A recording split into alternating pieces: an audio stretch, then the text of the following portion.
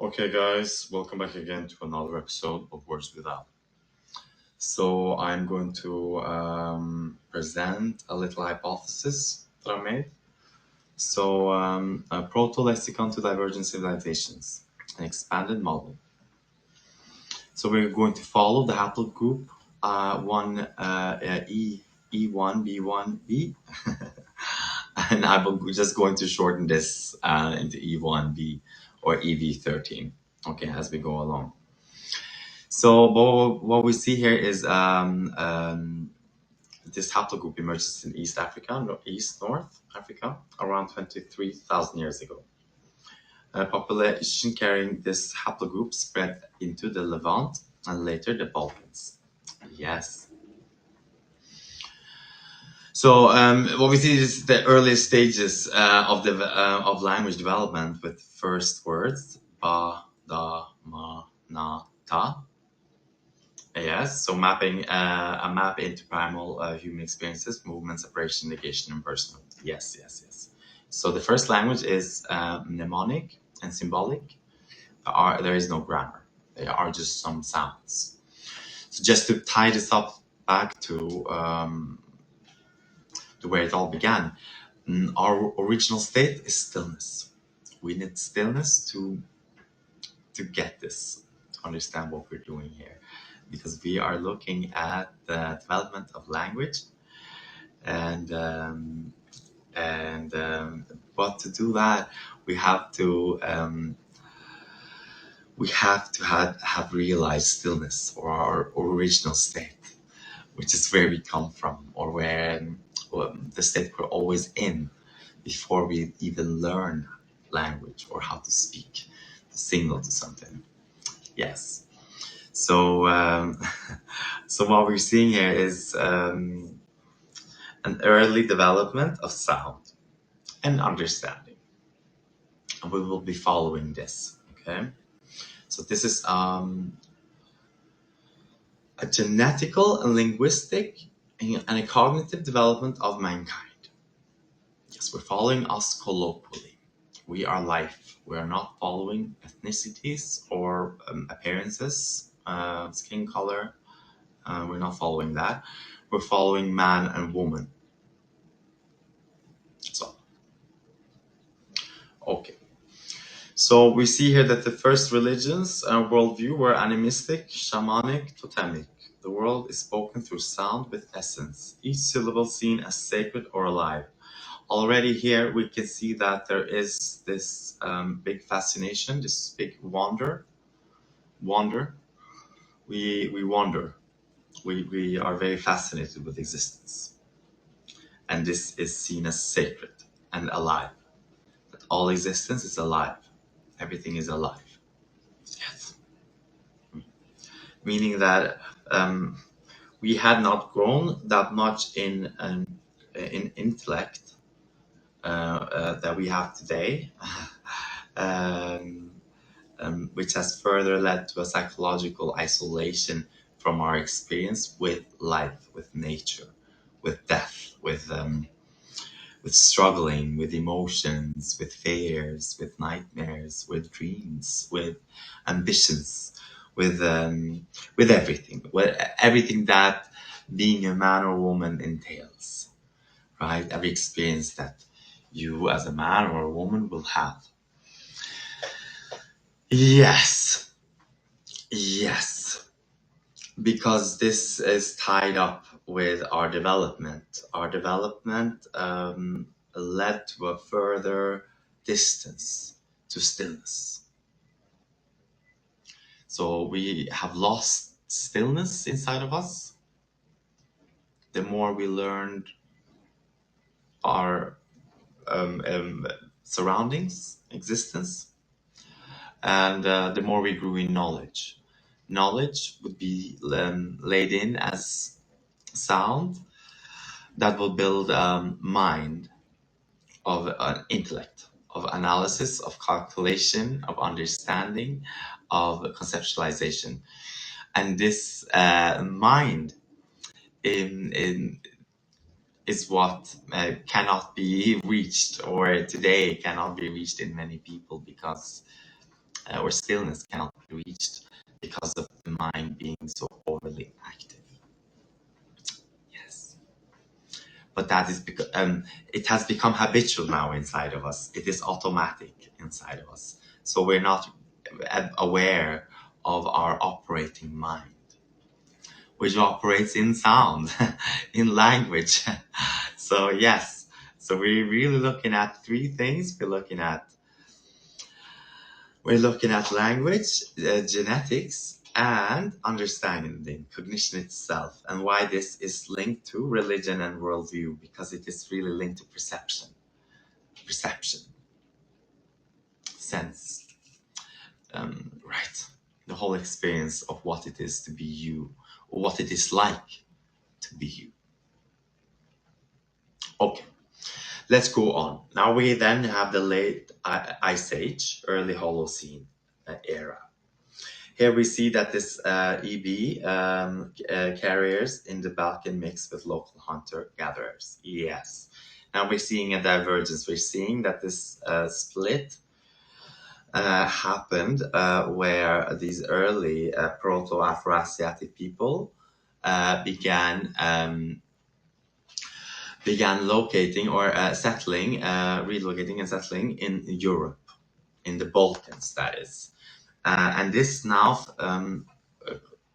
ties up with my hypothesis that the Mediterranean Sea acted as a cradle, a hub, where information was spread and knowledge and words were spread. Knowledge and words were spread. Yes. But also where these people diverge very early on. Yes, it would be that whole area. Okay. And we now see that the Levantine groups evolve into Proto-Semitic, carrying root-based Proto Lexicon east-south. Yes, now we're seeing this a type of grammar, or this essence, this root-based grammar developing. So here we have in the language stage, Proto Lexicon develops radical consonant sets. N, t, m, linked to pronouns, body parts, actions. Now we're seeing that. So first came the vowels. The vowels were the first words. A, E, I, U, O. Because vowels were the first, or are the easiest sound to make. It is the easiest and most natural, whilst a consonant illustrates something, or denotes a strength to it, or lightness to it, or right. So everything now is then tied to the body or the sound of what it is that we are doing, or what it is that we are trying to communicate. So if something makes a sound, we will try to replicate that sound as good as we can, or if a phenomena makes a sound, then that is the sound it also gets. But also the verb, right? So or the body parts that we mostly associated that sound, that consonant with, making it a root. Okay. Yes, I hope I haven't lost you. Okay, I know this is very difficult.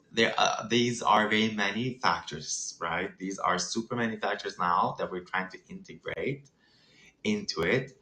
And why I say that the reason this all ties up with the Albanian dialect and ancestors is because they have preserved all these layers very well, which kind of is the reason why it appears as an isolate in the Indo-European language tree.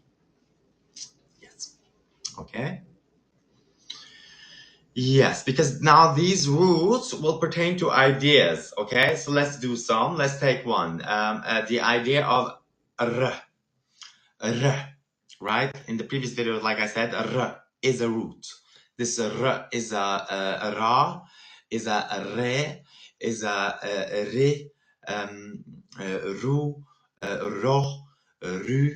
It's many types of words and semantics, and all of them have so many more, so that they all pertain to a root idea, and this root idea carries many dimensions or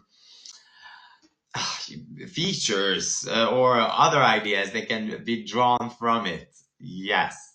So as I said from the previous video, the idea of the sun, circle, a ring, a roll, regulate. We will get a lot of sounds and ideas from R, but from the sun, because it is a circle, it is coming, it is going, it is time, it is process. Now it is warm, now it's not so warm. There's different intensities to it, and all these mm, would lay as layers onto that logic, creating that grammar. Yes. Okay. This is very difficult. I know, but just bear with me. We're trying to see it stepwise, and it has universals and exceptions naturally. So I'm not saying that I'm right 100%. I'm not saying that. I'm saying that this is how we explain this.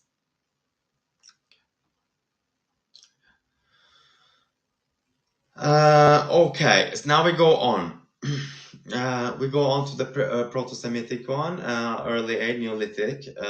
We see now that the Proto-Semitic one crystallizes non-concatenative root pattern morphology. Yes. And then we see that the Proto-Indo-European in the Pontic-Caspian steppe develops fusional concatenation, suffixal grammar. Yes, and we see this also in the Turkic languages. So now the Turkic and the Indo-European are carrying a similar type of logic. Okay. So Proto-Albanian predecessor retains Proto Lexicon radicals, but overlays them with PIE style inflection. Yes. Okay. And now we're seeing that the religion and the worldviews, we see that the Semitic one ties to the divine essence, preparing ground for scriptural religions. Indo-European case systems mirror cosmic order, roles, hierarchy, gods, humans, nature. Albanian zone, syncretic, preserves radical core while absorbing Indo-European case grammar. Yes. This further then continues. Okay, let me just go and drink some water because I really got super thirsty right now. Let's get some water, guys. Okay. We need water. There's a lot of information. Okay. So let's go. But yes, so what we see now that the classic antiquity is when we see this form taking place, where the Arabic and Hebrew and Aramaic form fully templatic systems, sacred text, Torah, later Quran, and canonize the root-based worldview. The Indo-European one go into, the Greek and the Latin build elaborate fusional grammars, producing logic, philosophy, and law. We see, right? So now we're seeing a divergence happening, but we will see that this the Semitic worldview will win in a way. It will win because it will make sense. The reason why it will make sense is because they were the first to discover the absolute, meaning that we diverged in perception in a way where we began polytheistic and philosophical abstractions. We were producing logic, philosophy, and law. And to do this, we had to deduce and reduce, so that we got to the root, it seems. We also were a root-based systems, but we went in the opposite direction, where we were reducing while they were abstracting. It's kind of like the same, but no, because they went the other way around. They wanted to know what is the biggest thing. What came first? Was we almost went into what is the smallest thing. What distinguishes this from this? Why isn't this water like that water? why there are many types of reds and not only one red, and why there are very many different types of plants and not only plants, right? So these different types of mindsets that will create a different type of logic. Okay, did that make sense? Okay, that's a bit difficult to understand now. Okay, let's just say that logic is developing as well. Logic is developing as well, and it is influenced by culture, art, perception, and cognition. Logic is driving this. Yes, and the reason why we can say that is because why the Indo-European one went into logic and philosophy is because the Semitic ones didn't, right? They did not. There was something else that happened there. There was something else that happened there where they were looking for the absolute. And that this absolute had to be all-containing, whilst we didn't. We did not. Okay. Yes. So the Albanian predecessors. I feel I'm going a bit too fast. I am going too fast here. I know that I'm going too fast. This is very difficult and not not something that can go that fast. Okay. So I'm just going to have to use more time and explain this slowly because it is very it is very heavy. It is super heavy, right? It is super heavy, but it's not impossible to decipher this. It requires many more minds. We need more minds here. Yes. But okay, let's just go on. We see the Semitic go into the monotheistic seeds. The Indo-European go into the polytheistic seeds, philosophical abstraction, okay? The Albanian era is the hybrid oral mythology, bridging root-based sacredness with, i.e., polytheistic grammar. Yes. Okay. Yes. Yes, I didn't explain these, but as you can see, the Proto-Albanian develops in isolation in Western Balkans before it spreads and becomes those others, or is conquered, and then later is fused with the Greek or Rome in different eras and periods of time, and then the Germanic and the Goths that came later on, and so on and so forth. So we know that, and the Slavs that came much later. Obviously, we're talking about early history here, right? So the Slavs didn't exist, the Ottomans didn't exist. We're not talking about them. The Slavs did exist, but no, not during this time. Well, yes, not yet, not as we know the Slavs today. Okay. And then we see now the medieval to modern era. We see that the Semitic Quran solidifies Arabic as template to reach divine essence language. And the Indo-European, Latin, Greek, Romance, Germanic, Slavic languages expand globally. Yes, this is where it is very difficult to tie things up because we don't know, we don't see or we don't know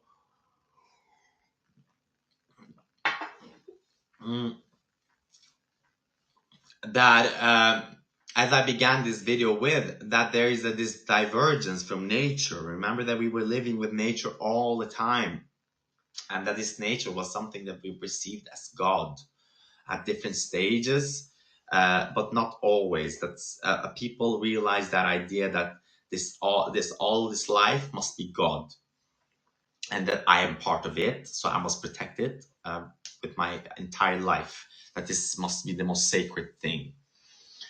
And that they never kind of diverged from it. They were always part of nature, and that is why they were always living in nature. They did not want to be part of civilization in any way or form. They could belong to a small local community, but they did not really want to belong to a big civilization. And this lack of obviously being involved in civilization is also what excluded them from further developing cognitively. but still being in touch with the sense of sense. This is very difficult. It's very difficult to explain the sense of sense. The sense of sense is goosebumps. Remember? Goosebumps. When you get goosebumps and it's almost, one can say, empathy itself, your ability to feel, to put yourself in another one's position, or feel them, to have that union-based sense perception. If you feel pain, everybody feels pain. That pain is, you see that pain, you also feel that pain, and you don't want that, and you try to. What I'm saying is that civilization itself was leading to a cognitive development that would kind of hinder our sense of sense. Goosebumps, wonder itself, what the children have. We would lose that because we would stop wondering, and we would become very we would begin developing a psyche, a selfishness type of mind that didn't exist in the people who did not partake in civilization. Okay.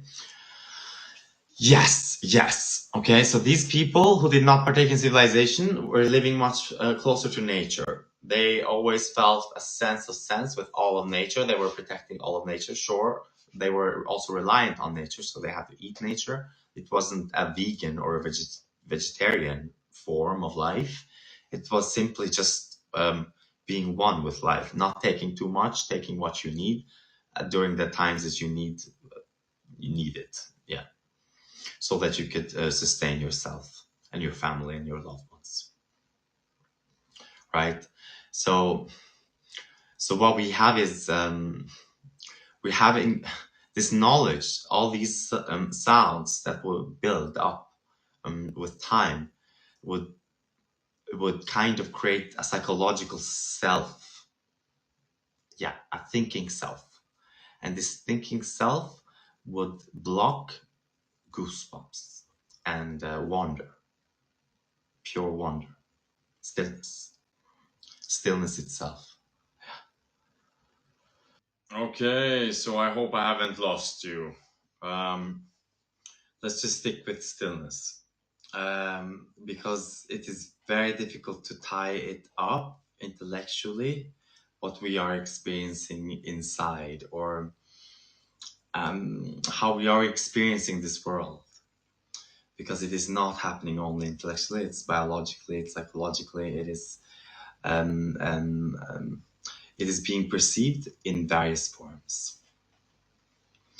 But my point here is that it is through stillness that we can understand everything and really encapsulate it. But now going back here, okay, so what we see here is that we see these Proto Lexicon radicals, ba, da, ma, na, okay? These are old, super old. Albanian preserves them. And then we see that the ana, un, becomes one, the digit one, in the Greek speaking time. It has said here from the medieval to the modern, but not really. This happened much earlier though. But this is without the ego theory, okay? So I can't include all my data because it will just crash, I think. It will just crash. So I'm just trying to give it little by little, and then we'll build, because I haven't put in the words yet. The words as well. I mean, I have put in some, but not all. Otherwise, this will get much faster done. But we will see, okay? So, yes, because I will share it. And then we'll see how it will all look in the end. But this is where we now see that una is replaced with ego. Ego, I hear, I know. Now we get a self that is knowing. Self that is knowing in Europe, in the European languages. And this is not like the other ones that were knowing in union together. They were knowing together. This is very, very difficult to understand, but that's what they were, because they were much more collective. And we see that, right? We see that Albanian now functions as a linguistic fossil, preserving pre-split structures. Albanian reflects layer syncretism, pagan survivals, Christianity, Islam. Mirrors its roles as cultural bridge. Yes, yes. But Islam came in very late, right? And so, but Christianity came a bit early. But we had the pagan survivals from the Greek times. And here is that summary timeline condensed. Okay, we see now that these first words, ba, da, ma, na, came first, and that these now expand inside in Europe, and then they later then develop differently according to their logic and understanding and perception and their actions, what they were doing. So this model allows us to test your hypothesis. Yes, Albanian is just not just an outlier, but a living fossil. Yes, that is why it seems as an isolate. Yes. So I was just going to show you that this now shows us why we develop differently and why even the scientific development happened in Europe, where we see, and with the Turkic group even, because they're also suffixal. But suffixal or suffixes means bits. Bits, well, this means root, holes, something that is essential, something that is whole. Was this? These are bits, fusional. This is not so absolute like the Semitic one. Hence the divergence in development. Because in essence, we can just look at history. Sure, this might be used in a racially loaded way, or they could enhance some racist theories, race theories that exist out there, or even their own racist opinions. But for me, this is not it. This is just showing how linked we are. This, in spite of our differences, in spite of our culture and how we have developed, and that this is how we can all understand each other. Obviously, this is very heavy, so many people will not understand this, but some will, and that is what that is the reason why I'm sharing this. So yes, so thank you so much for listening and tuning in. We will continue on. I will make another one for the grammar, because that one also requires quite a lot of, well, we need to look at it together. Okay, so have a good day or evening, wherever you are. Cheers, bye.